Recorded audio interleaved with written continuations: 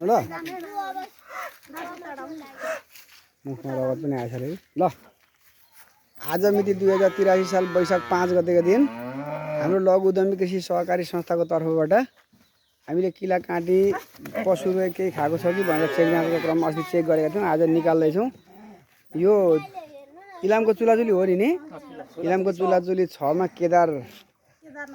केदारनाथ कटवालको घरमा एउटा गाईलाई हामी तान्दैछौँ। अब के आउँछ यहाँ हेरौँ।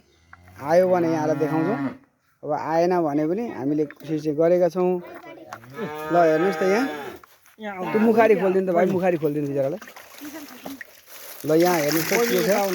ल हेर्नु ल तार काँटीहरू धेरै रहेछ। ल यहाँ आउनु पर्यो त बहिनी, हात थाप्नु तपाईँको सम्पत्ति थाप्नु। ल हेर्नुहोस् कहाँ 4 पो भइसकेको छ कि 2 3 4 गर्नै पर्दैन यहाँ यत्रो झुप्पै एक मुठी रहेछ भनौँ न, त्यति रहेछ। अब साथै अर्को गाई पनि छ। अब अर्को गाईको के कस्तो छ त्यो कुरो पनि यहाँलाई जानकारी गराउँछौँ हामी। ल चुम्बकले पुरै केलाउँदो रहेछ